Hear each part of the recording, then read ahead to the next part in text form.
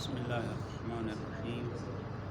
صلی اللہ علیہ سیدنا محمد وآلہ الطاہرین اللهم صل صلی على علی محمد محمد وآل وآل محمد. محمد۔ الحمدللہ آج تیسرا جلسہ ہے شرح زیارت اربعین کا۔ در حقیقت یہ جو زیارت اربعین ہے یہ چھٹے امام کی زبانی امام حسین علیہ السلام کے فضائل اور مصائب کا ایک مجموعہ ہے جو کہ زیارت کی صورت میں امام علیہ السلام نے بیان کیا ہے۔ تو اس زیارت میں کچھ فقرات جو ہیں امام کے فضائل پر فضیلت پہ دلالت کرتے ہیں اور کچھ امام کی مظلومیت کو بیان کرتے ہیں۔ تو اس سلسلے میں آج اس جملے تک پہنچے کہ امام علیہ السلام فرماتے ہیں کہ جب آپ جو ہے صفوان جمال کو فرمایا کہ جب زیارت کے لیے جاؤ اربعین کی زیارت امام حسین علیہ السلام کی کرو تو یہ الفاظ جو ہے وہاں پہ جا کے ادا کرو۔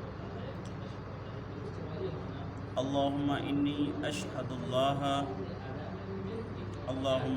اشہد انہ ولیک وابن ولیک، یعنی میں گواہی دیتا ہوں کہ بے شک امام حسین علیہ السلام کی ذات جو ہے وہ اللہ کا ولی ہے، اور اے اللہ وہ آپ کے ولی کا فرزند ہے۔ اور ولی کے ہم نے دو معنی اوپر ذکر کیے تھے کہ ولی کی ایک حق کے جو مفروض طاعہ ہے، ایک ولی کا معنی، اور دوسرا ولی کا معنی جو ہے قریب ہے، معنی اعتبار سے قریب ہو، بعد میں آنے والا بغیر کسی فاصلے کے۔ تو یہ ایک ولی کا معنی ذکر کیا تھا، اور آگے جملہ ہے وہ صفیوں کا وابن صفی، اور میں یہ گواہی دیتا ہوں کہ امام حسین علیہ السلام آپ کا منتخب شدہ ہے اور منتخب شدہ ہستی کا بیٹا ہے۔ اور صفی کا بھی معنی ہم نے ذکر کیا تھا، یعنی خالص ماء صافی، یعنی خالص پانی کو کہا جاتا تھا، یعنی وہ بالکل خالص ہستی ہے اور خالص ہستی کا بیٹا ہے، یا وہ منتخب ہے اور منتخب ہستی کا بیٹا ہے۔ آگے زیارت کا جملہ ہے کہ الفائز بکرامتک، کہ اے خدا امام حسین کی ذات وہ ہے کہ جو آپ کی کرامتوں کے بدولت، آپ کی عطاؤں کے بدولت، آپ کی رحمتوں اور فضیلتوں کے بدولت وہ کامیاب ہے۔ الفائز بکرامتک یعنی آپ کی بزرگی کی وجہ سے، آپ کی فضیلت کی وجہ سے، آپ کی جو ہے نظر خاص کی وجہ سے وہ کامیاب ہے۔ فائز کا لفظ جو ہے فازہ یفوزو سے ہے، فازہ یفوزو فائز، تو فائز کا مطلب ہے کامیاب ہونا۔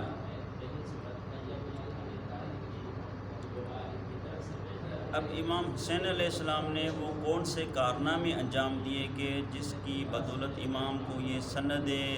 فائز ہونا امام کو ملی؟ سورۃ توبہ کی آیت نمبر 20 ہے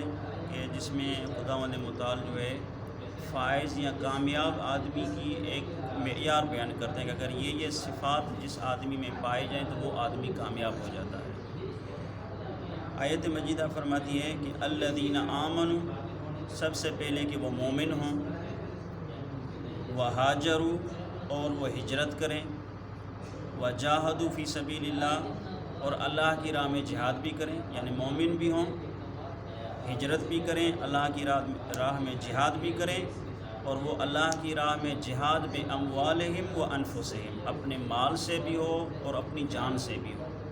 اپنے مال کو بھی خدا کی راہ میں قربان کرے اور اپنی جان کو بھی خدا کی راہ میں قربان کرے۔ تو اس طرح کے جو افراد ہوں گے اعظم درجۃ عند اللہ، ان ہستیوں کا درجہ خدا کی بارگاہ میں بہت بڑا ہے۔ وَأُولَئِكَ هُمُ الْفَائِزُونَ، اور یہی وہ لوگ ہیں کہ جو خدا کی بارگاہ میں کامیاب ہیں۔ تو اگر یہ جو قرآن مجید نے ذکر کیا کہ مومن ہوں، ہجرت کریں، اللہ کی راہ میں مال اور اموال سے جو ہے جہاد کریں، تو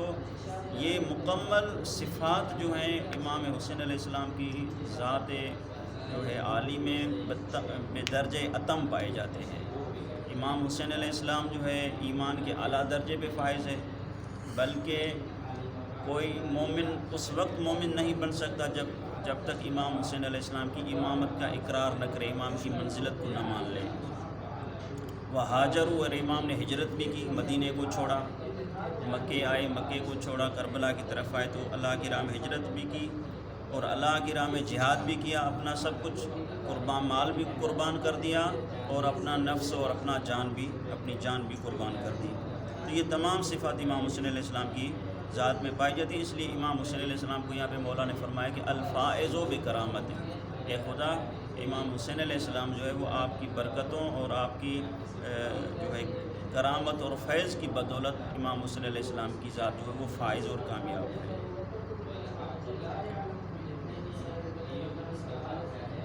امام کی کامیابی اس منزل اور اس درجے پہ ہے کہ امام رضا علیہ السلام کی وہ مشہور حدیث جو امام نے شبیب کے بیٹے کو بیان کی ہے، تو اس حدیث میں بھی امام فرماتے ہیں کہ اگر تم کوئی خواہش کرنا چاہو تو اس طرح کی خواہش کرو۔ پھر وہ امام نے الفاظ جو ابن شبیب کو بیان کیے، حدیث یہ ہے، بہار میں یہ حدیث ہے کہ یبن شبیب ان سرک ان یکون لک من الثواب مثل ما لمن استشہد مع الحسین، اگر تم چاہتے ہو کہ تمہیں بھی وہ ثواب ملے جو کہ امام حسین علیہ السلام کے ساتھ شہید ہونے والوں کو ثواب ملا، تو فقل متی ما ذکرتہ، تو جب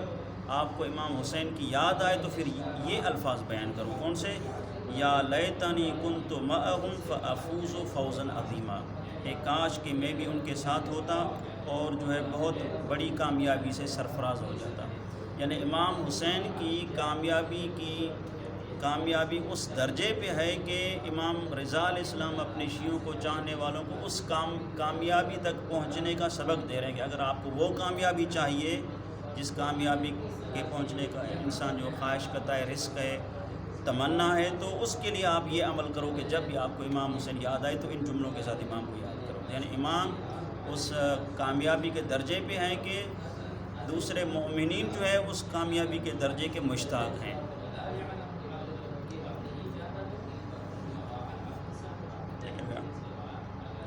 آگے ایک عجیب روایت ہے، اس روایت میں پیغمبر اکرم صلی اللہ علیہ وآلہ وسلم فرماتے ہیں کہ جب دنیا میں یہاں سے لوگ مر کے آخرت کی طرف جائیں گے تو کچھ جنت میں جائیں گے اور کچھ جہنم میں جائیں گے، تو پیغمبر فرماتے ہیں کہ جو اہل جنت ہوں گے، اہل جنت میں سے کوئی بھی بندہ دنیا میں واپس آنے کی تمنا نہیں کرے گا۔ مثلا میں جاؤں دنیا سے واپس آؤں، چونکہ وہ جنت پہنچ گیا، اب جنتوں کی لذت دیکھے گا تو وہ دنیا کو بالکل بھول جائے گا، اب یہ تمنا نہیں کرے گا کہ میں دوبارہ دنیا میں جاؤں، نہیں، وہ کہے گا کہ اب جو ہے میں اچھی جگہ پہ آ گیا ہوں۔ تو حدیث کے جملے ہے کہ ما من احد يدخل الجنت يحب ان يرجع الى الدنيا، یعنی جو دنیا تک پہنچ جائے، دنیا میں داخل ہو جائے، اس میں کوئی بھی ایسا آدمی نہیں ہے جو دنیا میں واپس آنے کی تمنا کرے۔ جو جنت میں پہنچ جائے وہ دنیا میں واپس آنے کی کوئی بھی تمنا نہیں کرے گا، غیر الشہید، سوائے شہید کے۔ شہید جو ہے جب وہ اپنے آخرت میں درجات کو دیکھے گا تو وہ تمنا کرے گا کہ کاش میں دنیا میں پلٹایا جاؤں اور بار بار شہید کیا جاؤں، تاکہ مجھے وہ بار بار جو ہے وہ اتنے درجے مجھے نصیب ہوں۔ غیر الشہید فإنہ یتمنى ان یرجع فیقتل 10 مرات لما یری من الکرامت، جو اللہ کی کرامت اور اللہ کا لطف دیکھے گا تو اس لطف کی بدولت وہ تمنا کرے گا کہ کاش میں دوبارہ پلٹایا جاؤں، دوبارہ مجھے شہید کیا جائے اور میں اس منزل تک پہنچ جاؤں۔ تو اس حدیث کا جو لفظ ہے کہ لما یری من الکرامت ہے کہ جب وہ خدا کی کرامت کو، خدا کی عطا کو، مہربانیوں کو دیکھے گا تو وہ شہید بھی تمنا کرے گا کہ میں واپس جاؤں۔ تو اس جو زیارت کے جملے میں جو امام ہمیں بتلا رہے ہیں کہ امام حسین کی وہ ذات ہے کہ الفائز بکرامت، یعنی جو آپ کی کرامت کے ساتھ کیا ہے، کامیاب ہے۔ یعنی جب عام شہید کو وہ مقام ملے گا کہ وہ کہے گا کہ دوبارہ جاؤں، مجھے جو ہے وہ مقام ملے، تو جو سید شہداء تو اس کا کیا مقام ہے، اس کا مقام آخرت میں کیا ہوگا، اس کا جو کوئی اندازہ نہیں لگا سکتا۔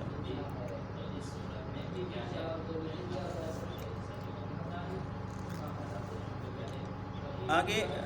جملہ ہے زیارت کا، اکرمتہ بالشہادہ، کہ اے خدا آپ نے امام حسین علیہ السلام کو شہادت کے ساتھ عزت دی ہے،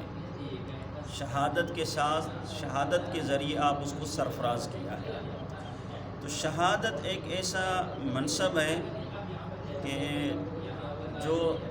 بالکل مخلص قسم کے آدمی ہو تو اس کو یہ رتبہ ملتا ہے، یعنی شہادت کا نام ایک منصب ہے یعنی جو اہل کو ملتا ہے نااہل کو شہادت کبھی بھی نصیب نہیں ہوتی۔ اس لیے بعض اساتذہ یہ نقل کرتے ہیں کہ جب آغا خوئی سے سوال کیا گیا کہ آپ کی جو ہے سب سے زیادہ دعا کون سی ہے، یعنی وہ کون سی دعا ہے کہ جس کو آپ بار بار جو دعا آپ مانگتے ہیں، تو سید خوئی فرماتے ہیں کہ جب بھی میں محضر امیر المومنین میں جاتا ہوں یا خلوت میں ہوتا ہوں تو خدا سے میں دو دعاؤں کو طلب کرتا ہوں۔ ایک یہ میں دعا طلب کرتا ہوں کہ مجھے خدا اہل نظر بنائے، یعنی اہل رائے ہو، یعنی علم میں اتنا جو آگے ہو کہ اس کی بات جو ہے وہ کا نامہ ایک سند بن جائے۔ ایک اہل نظر بنوں، اہل جو ہے رائے بنوں، ایک یہ ہے۔ اور دوسری میں یہ دعا کرتا ہوں کہ خدا مجھے شہادت کی موت نصیب کرے، چونکہ شہادت کے ذریعے سے جو رتبہ انسان کو ملے گا وہ کسی اور عمل کے ذریعے سے نہیں ملے گا، چاہے کتنا بھی اچھا عمل ہو، لیکن اس عمل کے جو شہادت کے بدلے عمل ملنے والا ہے یا اجر ملنے والا ہے تو وہ اجر کسی اور کو، چونکہ خدا نے وہ اجر رکھا ہی شہید کے لیے ہے۔ تو مثلا جس طرح کی روایات ہیں کہ جنت کے دروازوں میں سے ایک دروازہ ہے جو کھلے گا ہی ان لوگوں کے لیے جو روزہ رکھیں گے، صائمین ہوں گے، تو یہ مخصوص ہے۔ اسی طرح جو ہے جنت میں ایسے درجات ہیں جو شہید کے لیے مخصوص ہیں، تو آقا فرماتے ہیں کہ یہ میں دعا کرتا ہوں کہ مجھے جو ہے وہ نصیب ہو۔ تو اس کے بارے میں بھی بعض بزرگوار کہتے ہیں کہ آقا کو شہادت نصیب ہوئی یا نہیں ہوئی، جو ہے بالسیف تو نہیں ہوئی، لیکن بالسم جو ہے ہو سکتی ہے کہ زہر کے ذریعے سے آقا کوئی کو شہید کیا گیا ہو، یہ احتمال موجود ہے بہرحال۔ لیکن پہلی دعا آقا کوئی صاحب کی قبول ہوئی کہ وہ اہل نظر بن گئی۔ تو امام حسین علیہ السلام کو اللہ نے شہادت کے ذریعے سے جو ہے عزت دی۔ جب امام کو شہادت ملی تو شہادت کے بعد تو اخروی تو مقام ہیں، جیسے کہ میں نے روایت ذکر کی کہ یعنی شہید کو اتنے مقام ملیں گے کہ وہ کہ میں بار بار جاؤں اور مجھے شہادت نصیب ہو۔ لیکن امام حسین علیہ السلام کی شہادت کی یہ خصوصیت ہے کہ امام کو دنیا میں ہی خصوصیتیں خدا نے عطا کر دی، یعنی آخرت کا معاملہ تو آخرت پہ ہے، لیکن کوئی یہ نہ سمجھے کہ دنیا میں جو ہے امام حسین کو شہادت کے بدلے میں کچھ نہیں ملا۔ آخرت میں تو جب انسان مرے گا، وہاں پہ جائے گا، وہ مقام دیکھے گا تو پھر پتہ چلے گا۔ لیکن دنیا میں امام حسین علیہ السلام کی شہادت کی برکات کو خدا نے آشکار کر دیا لوگوں کے سامنے۔ ایک روایت ہے محمد ابن مسلم سے، اور محمد ابن مسلم کہتا ہے کہ سمعت ابا جعفر و جعفر ابن محمد یقولان، میں نے دو اماموں سے سنا، پانچویں امام سے بھی سنا اور چھٹے امام، دونوں اماموں سے ایک ہی روایت کو سنا۔ وہ روایت یہ ہے کہ ان اللہ تعالی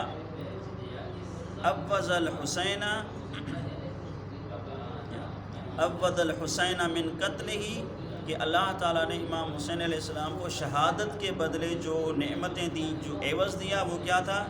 کہ ان جعل الامامۃ فی ذریتہ، ایک تو ذریت جو ہے وہ امام حسین علیہ السلام کی نسل میں کر دی،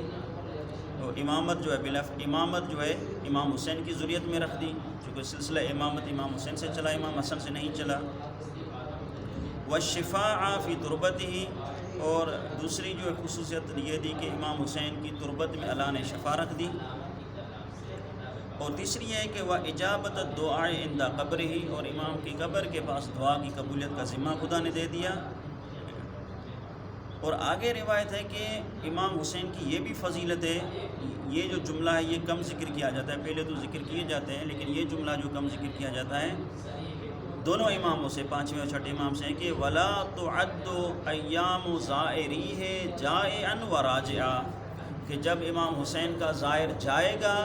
یا جب واپس آئے گا تو یہ جو پیریڈ ہوگا، یہ جو مدت ہوگی، یہ مدت جو ہے لا تعد من عمرہ، اس کی عمر سے شمار نہیں کی جائے گی۔ یعنی امام حسین کی فضیلت یہ ہے کہ اس کے زائر کو خدا نے دنیا میں جو ہے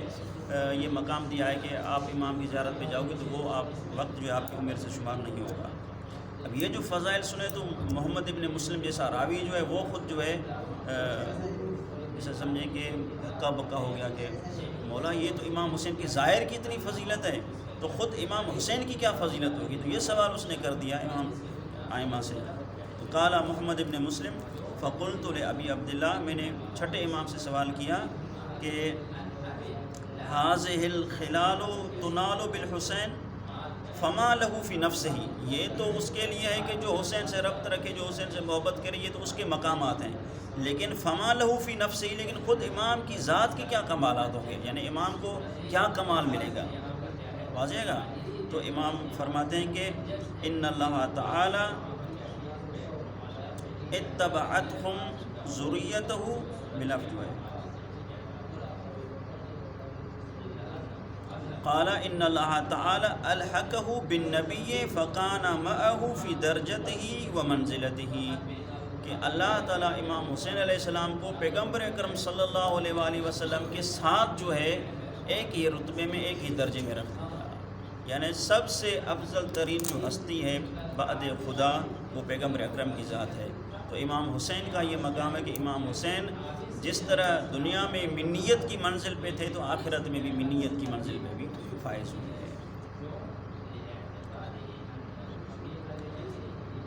آگے زیارت کا جملہ ہے کہ وَحَبَوْتَهُ بِالسَّعَادَةِ، وَحَبَوْتَهُ بِالسَّعَادَةِ، یہ عطف ہے اوپر والے جملے سے، اشہد سے، یعنی اے خدا میں گواہی دیتا ہوں کہ آپ نے امام حسین علیہ السلام کو یہ مقام عطا کیے، اور یہ ہے کہ وَحَبَوْتَهُ بِالسَّعَادَةِ، اور آپ نے امام حسین علیہ السلام کو سعادت بخش دی۔ حبا جو ہے یہ حبا یحبو ہے، حبا یحبو حبان، اس کا مطلب ہے بخش دینا، عطا کر دینا، ٹھیک ہے۔ تو یا منحہ بھی اس کا مترادف لفظ استعمال ہوتا ہے، منحہ کسی کو کوئی چیز بخش دینا، یا جو ہے حبوتہ یا کسی کو کوئی چیز بخش دینا، ٹھیک ہے۔ تو اللہ تعالیٰ نے امام حسین علیہ السلام کو سعادت جو ہے، نیک بختی جو وہ بخش دی ہے۔ اب سعادت کوئی معمولی چیز نہیں ہے، حدیث میں ہے کہ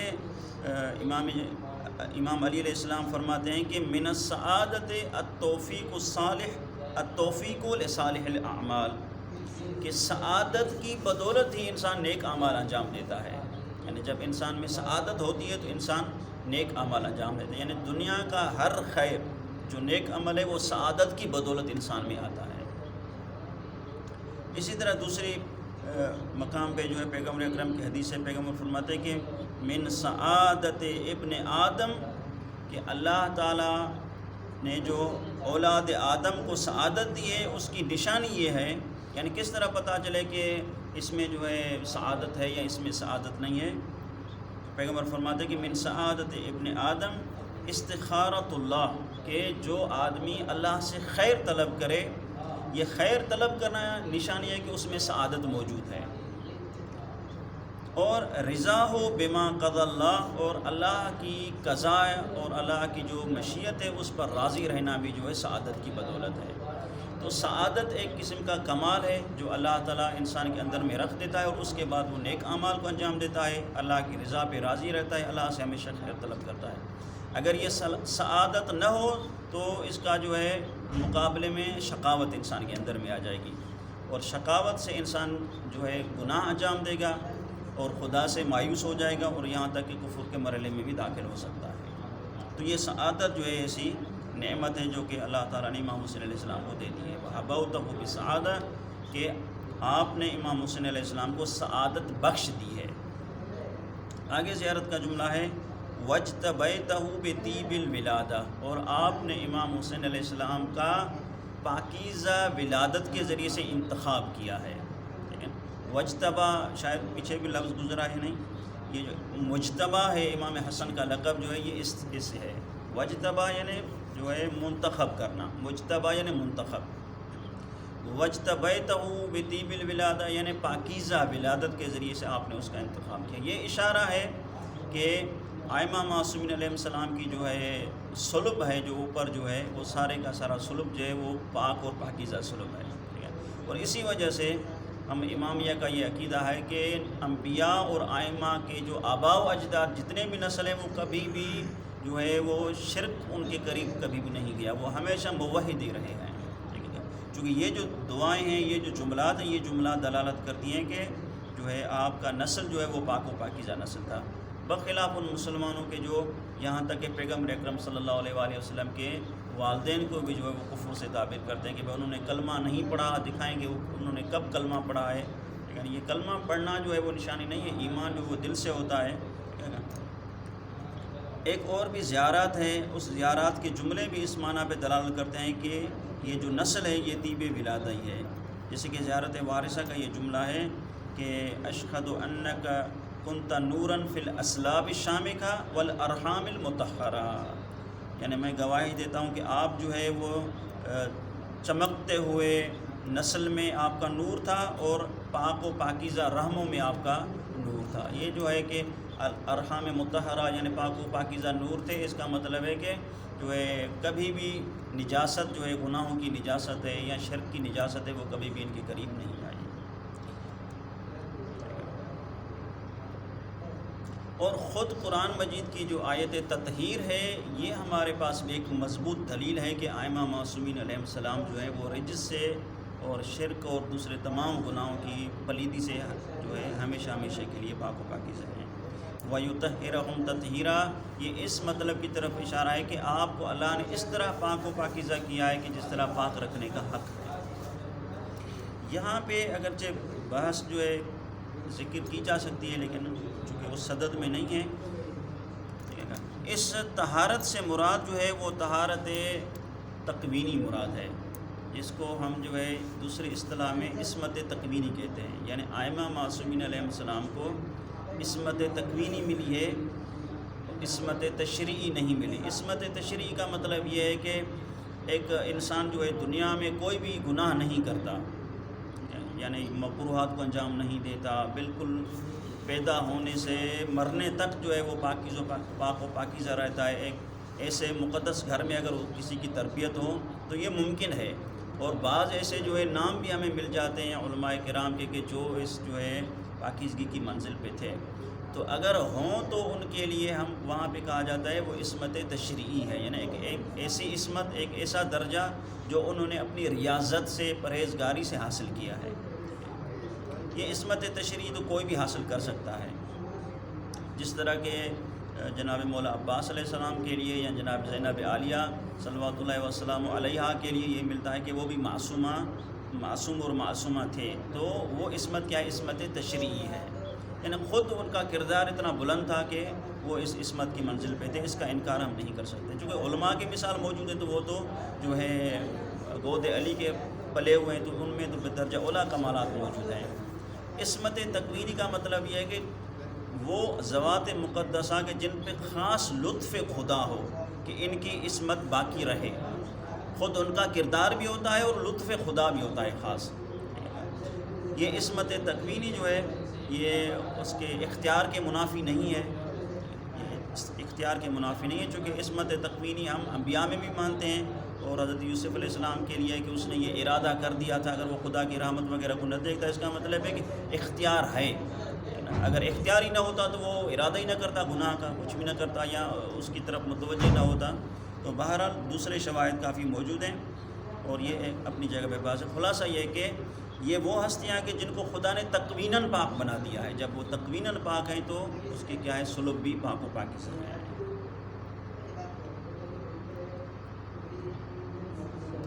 وَجَعَلْتَهُ سَيِّدًا مِنَ السَّادَاتِ، اور اے خدا آپ نے امام حسین علیہ السلام کو سرداروں میں سے ایک سردار، وَقَائِدًا مِنَ الْقَادَاتِ، اور قائدین میں سے ایک قائد بنایا ہے۔ سادات یہ سید کی جمع ہے اور قادات یہ قائد کی جمع ہے، دونوں مترادف لفظ ہیں، یعنی سرداروں میں سے ایک سردار ہے، باقی ائمہ بھی سردار ہیں، تو یہ سرداروں میں سے ایک سردار ہے، باقی ائمہ قائدین ہیں، ان قائدین میں سے ایک یہ قائد ہے۔ یہ تھوڑا سا ان میں فرق یہ ہے کہ سید کا لفظ جو ہے وہ مالک کے لیے استعمال ہوتا ہے، یعنی جس کے پاس ملکیت ہو، جس کے پاس ملکیت ہو اس کے لیے ہم کہتے ہیں کہ مثلاً وہ سید ہے۔ جس کے پاس غلام ہو تو کیا کہیں گے؟ ھذا عبد و ھذا سید، اس طرح کہتے ہیں ھذا عبد و ھذا سید۔ سید یعنی صاحب مال، اس کے لیے بھی استعمال ہوتا ہے۔ لیکن قائد کا لفظ جو ہے وہ اس کے لیے استعمال نہیں ہوتا۔ قائد یعنی ایسا آدمی کہ جس کے نیچے لوگوں کی نفری ہو،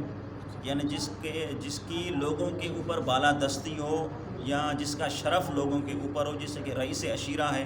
اس کو بھی قائد کہا جاتا ہے، رئیس جیش ہے اس کو بھی قائد کہا جاتا ہے، لیکن اس کو ہم جو ہے سید بھی کہہ سکتے ہیں، لیکن قائد سید کے مقام پہ استعمال نہیں ہوگا، سید قائد کے مقام پہ استعمال ہو سکتا ہے۔ واضح یہ بات، اور لوگوں بھی فرق تھا۔ تو امام حسین علیہ السلام سادات میں سے سرداروں میں سے ایک سردار ہیں، اور اس کی جو ہے بڑی مثال جو ہے ہمارے پاس جو ہے وہ پیغمبر اکرم صلی اللہ علیہ وآلہ وسلم کی مشہور حدیث ہے، جو کہ کتب اہل سنت میں بھی استعمال میں یہ جو ہے ترمذی سے نقل کر رہا ہوں۔ ترمذی میں صفحہ نمبر جو ہے حدیث کا نمبر ہے 3768، اس میں ہے کہ آپ صلی اللہ علیہ وآلہ وسلم نے فرمایا کہ الحسن والحسین سید شباب اہل الجنہ، یہ جو میرے دو بیٹے ہیں حسن و حسین، یہ جوانان جنت کے سردار ہیں۔ تو سردار ہیں، یہاں پہ لفظ جو ہمیں یہ ثابت کرنا تھا، یہ کیا ہیں؟ سردار ہیں، سید ہیں۔ تو اس لیے امام نے اپنے جو جد امجد کو ان الفاظ میں کہا کہ جو ہے اے خدا تو گواہ رہنا کہ امام حسین کی ذات کیا ہے کہ جس کو آپ نے سرداروں میں سے ایک سردار اور قائدین میں سے ایک قائد بنایا۔ آگے حدیث کا اس کا زیارت کا جملہ ہے وَزَائِدًا مِنَ الزَّادَاتِ، زائد جو ہے یہ باب ہے زادہ یزودوں سے، ناصرہ ینصروں سے ہے، اسی صرفی تعویل کی بنا پہ جو زارہ یزور میں ہم نے کی تھی۔ زادہ یزود و زائدن، یہ زائدن یا زائدن یہ اسم فاعل ہے، یہاں پہ اسم فاعل کا صیغہ استعمال ہوا زائدن یا رفع پڑھیں زائدن، اس کا مطلب ہے مدافع۔ زائدن یعنی مدافع، زائدن من الزادات یعنی مدافعین میں سے ایک مدافع ہے۔ کس چیز کے مدافع ہیں؟ دین اسلام کے مدافع ہیں، خداوند متعال کے مقدسات کے، خداوند متعال کے قوانین کے، خدا کی شریعت کے یہ محافظ ہیں، مدافع ہیں۔ اس لیے جو ہے لغت میں استعمال کیا تھا زاد عن وطنہ، کہ اس نے اپنے وطن کا دفاع کیا۔ تو زاد جو کلمہ جو کیا ہے یہ دفاع کی معنی میں آتا ہے، حمایت کی معنی میں آتا ہے۔ تو زائد یعنی مدافع یا جو دفاع کرنے والا۔ اسی لیے جو عام آسان زبان میں نبی اور امام میں ہم فرق بیان کرتے ہیں عام لوگوں کو سمجھانے کے لیے، وہاں پہ ہم یہ کہتے ہیں کہ نبی مبلغ دین ہوتا ہے اور امام کیا ہوتا ہے؟ محافظ و مدافع دین ہوتا ہے۔ تو وہاں پہ امام کی ایک جو ہے اہم خصوصیت یہ کہ امام مدافع اور محافظ دین ہوتے ہیں۔ یہ صرف جو ہے یہاں تک نہیں ہے، بلکہ امام حشتم سے اس کے بارے میں روایت بھی ہے۔ امام حشتم نے کافی میں ایک طویل روایت ہے جس میں امام نے امام کی اوصاف ذکر کی ہیں کہ امام میں کیا کیا صفتیں ہونی چاہیے۔ طویل حدیث ہے، اس میں صرف ایک جملہ امام فرماتے ہیں، حدیث کافی میں جلد نمبر 1 صفحہ نمبر 200 میں امام فرماتے ہیں کہ امام کی صفات یہ ہے کہ الامام امین اللہ فی خلقہ، امام کی ایک صفت یہ ہے کہ وہ مخلوق میں اللہ کا امین ہوتا ہے، وہ حجت علی عبادی، اور اللہ کے بندوں پر حجت ہوتا ہے۔ اب حجت کا لفظ آگے آئے گا، اس کو ہم بیان کریں گے۔ وہ خلیفۃ فی بلاد، اور اللہ کی مملکت میں، اللہ کے جو ہے علاقوں میں، اللہ کی حکومت میں وہ اللہ کا خلیفہ ہوتا ہے۔ اور والداعی الی اللہ، اور لوگوں کو اللہ کی طرف بلانے والا ہوتا ہے۔ اب آخری جملہ والذاب عن حرم اللہ، ذاب وہی جو ہے وہ کلمہ جو استعمال ہوا ہے بلفظ جو ہے اوپر جو ہے زائد کلمہ ہے، یہاں پہ ذاب ہے۔ والذاب عن حرم اللہ یعنی اللہ کی حرمات کو، اللہ کی شریعت کو، اللہ کی جو ہے دین کا کو بچانے والا ہے، اس کی حفاظت کرنے والا ہے۔ بہرحال جو اوپر کلمہ استعمال ہوا ہے وہ ذات کلمہ ہے، یہ جو ہے لفظ ذاب ہے، اس سے تھوڑا سا مختلف ہے۔ معنی جو ایک یہ کہ خدا کے جو خدا کا دین ہے، خدا کی شریعت ہے، اس شریعت کی حفاظت کرنے والا۔ تو زائد کا لفظ ہے جو ہے محافظ اور مدافع۔ اور جس طرح امام حسین نے واقع کربلا میں عملاً دین کا دفاع کیا اور دین کی حفاظت کی، تو اس سے بڑھ کر ہمارے پاس تاریخ میں اور کوئی مثال نہیں ہے۔ وَأَعْطَيْتَهُ مَوَارِثَ الْأَنْبِيَاءِ، اور اے خدا آپ نے امام حسین کو انبیاء کی میراث عطا کر دی۔ موارث یہ میراث کا جمع ہے۔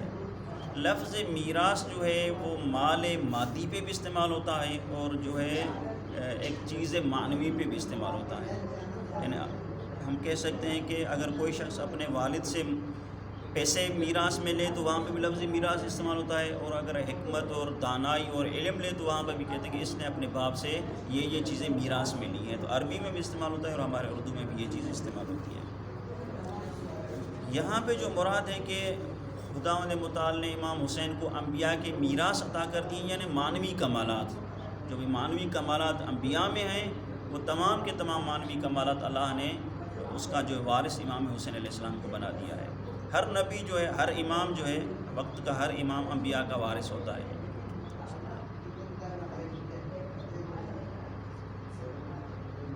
سورۃ فاطر کی 32 نمبر آیت ہے، اس میں ارشاد پروردگار ہے کہ ثم اورثنا الکتاب الذی نصطفینا من عبادنا، کہ ہم نے اپنے اس کتاب کو، اشارہ ہے قرآن مجید کی طرف، کہ اس کتاب کا وارث ان ہستیوں کو بنایا ہے کہ جن کو ہم نے اپنے بندوں میں سے منتخب کیا ہے، یعنی ہمارے منتخب شدہ بندے یا منتخب شدہ ہستیاں اس قرآن مجید کی کیا ہیں؟ وارث ہیں۔ اب اس میں وہ کون ہیں؟ تو ایک روایت بس عرض کریں کہ ابو حمزہ سوالی روایت کرتے ہیں کہ میں امام چاروں کی خدمت میں بیٹھا ہوا تھا کہ کوفہ کے اہل کوفہ کے 2 بندے امام کی خدمت میں آئے اور امام کو انہوں نے یہ آیت پڑھی اور کہا کہ مولا اس سے وہ کون سے مراد ہیں کہ جس کو خدا نے کتاب کا وارث بنایا ہے؟ تو مولا نے فرمایا کہ اہل کوفہ کیا کہتے ہیں، اہل عراق کیا کہتے ہیں؟ تو چونکہ اس زمانے میں بنی امیہ کی حکومت تھی تو ان کے جو ہے سرکاری جو ہے مبلغ بھی ان کے ہوتے تھے اور رائے ان کی چلتی تھی، تو امام نے فرمایا کہ ان کی کیا رائے ہے؟ تو انہوں نے کہا کہ مولا وہ کہتے ہیں کہ اس سے مراد امت ہے، یعنی یہ جو امت ہے یہ امت کیا ہے؟ اس کتاب کی وارث ہے۔ تو امام فرماتے ہیں کہ جب پوری امت کتاب کی وارث ہو گئی، اس کا مطلب ہے کہ ساری کی ساری امت جنت میں جائے گی، یہ بھی امام کی روایت کے جملے ہیں۔ یا وارث ہو گئی، اب ایسا نہیں کہ قرآن کا وارث ہے تو قرآن جو ہے اپنے وارثوں کو تو نہیں چھوڑے گا، وہ امام فرماتے ہیں اس کا مطلب ہے کہ یہ سب کے سب جو ہے وہ جنت میں جائیں گے، اور یہ نتیجہ جو بالکل باطل ہے کہ سب کے سب جنت میں جائیں۔ تو انہوں نے پلٹ کے سوال کیا کہ مولا آپ ہی بتائیں کہ ان میں سے مراد کون ہیں؟ تو امام زین العابدین علیہ السلام نے فرمایا کہ یہ آیت جو ہے فینا اہل البیت، یہ ہم اہل بیت کے بارے میں، کہ ہم اہل بیت میں یہ کیا ہیں؟ وارث کتاب ہیں۔ تو قرآن مجید جو ہے باقی تمام کتب کا جو ہے ناسخ ہے، تمام کتابوں کو قرآن نے نسخ کر دیا ہے، تو تمام کتب کا کمال قرآن مجید میں موجود ہے۔